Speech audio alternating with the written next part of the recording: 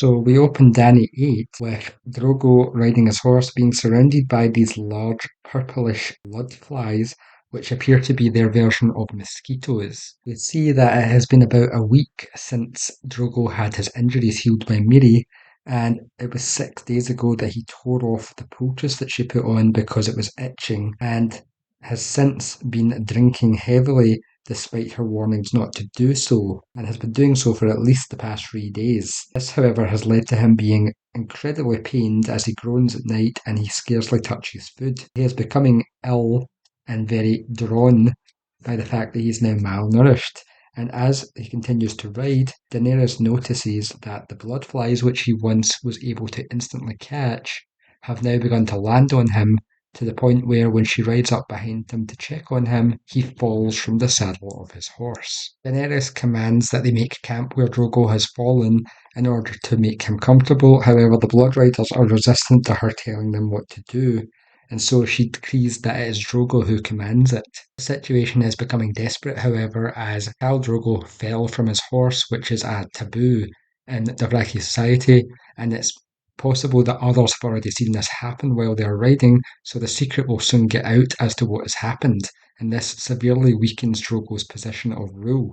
Jorah soon arrives and confirms that the word has indeed already begun to spread throughout the Khalasar that Drogo has fallen from his horse. Jorah then reveals to her that beneath the wound there is black corruption spreading, and so it is entirely possible that Mary may have poisoned him. It's unclear, but in any case, he now is suffering from what appears to be septic poisoning, and there is no saving him. And so Jorah emphasizes to her that she needs to leave now before he dies, because it is about to kick off. If Drogo dies, then her son will be killed by rival Khalasars, and so he instructs her that the safest place for them to go to is a Shai, or at the end of the known world, and from there they will get a ship that takes them back to Pentos.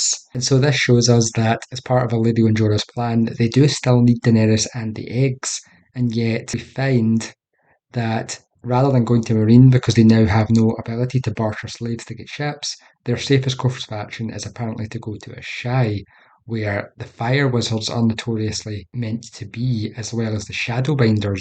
So it's possible that by taking her there was plans to hatch the dragon eggs in some way in order to further their plans and keep the dragons far out of the sight of others. When Jorah explains to her that rather than suffer her son as a rival when he has grown, they would rather take him as a baby and kill him, much like what the Lannisters did with Rhaegar's own children. And then Jorah reminds her that the Blood Riders will die with Drogo, and before they do so, they will take her back to Vaes Dothrak to be with the Crones as their last duty. When Mirri is brought to the tent, the Blood Riders see Drogo's wound and immediately begin to turn on Dany, claiming that she is responsible for this, and that in due time Drogo will be dead, and then she has no power over them, and so they leave to make their plans. Mirri examines Drogo and then comments on the fact that he has been taking milk of the poppy, which she specifically told him not to do. So by all accounts, she hasn't exactly poisoned him. She gave him ample warning and he did the deed himself. Dany begs her to create a new poultice in order to save him from his wounds.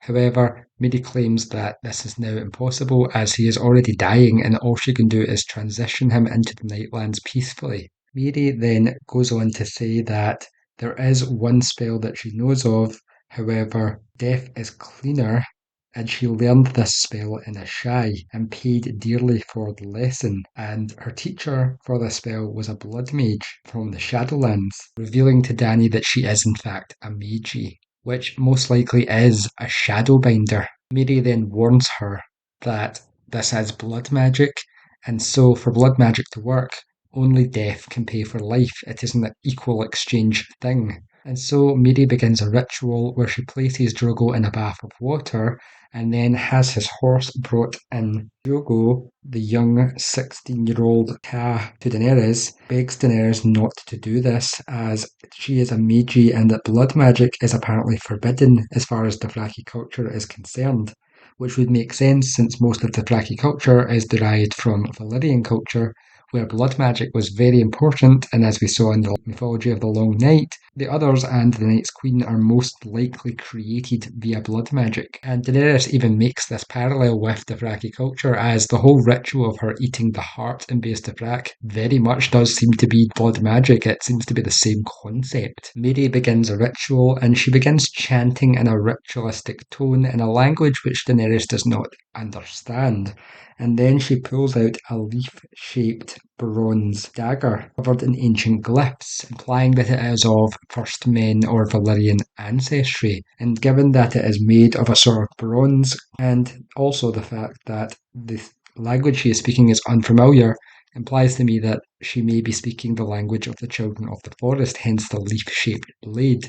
Blood magic does seem to be an ancient Children of the Forest thing. She then cuts the horse's throat, allowing the blood to fill the bath alongside Drogo, and claims that the strength of the beast goes into the man, which again seems to be a reflection of the skinwalker or skin changer magic, as we have seen that the whole concept of the mingling between man and beast does apply to wargs and other skin changers. So we see the ritual continues and braziers are lit, and so this is a ritual that requires blood and fire, again pointing to it having some form of Valyrian ancestral roots. Mirri then commands Daenerys that she must leave the tent, as when she begins to sing, no one will be allowed inside, as the song will wake powers old and dark, and the dead will dance here this night. No living man must look upon them for some reason. When Daenerys comes outside, she is unaware that she has left bloody footprints from the ordeal inside the tent. When Jorah comes upon her, he immediately sees this and thinks the worst,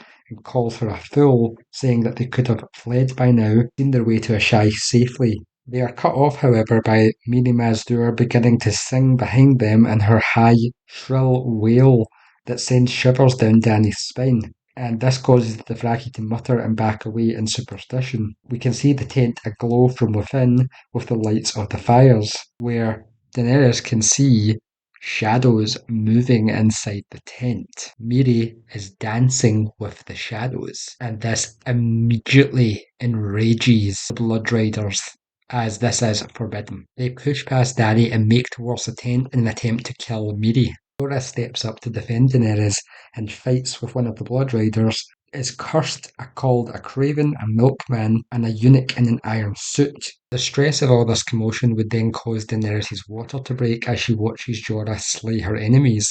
The Khalasar itself has already begun to disperse, having watched this battle take place and realising that the end is nigh, and they're all about to split into factions.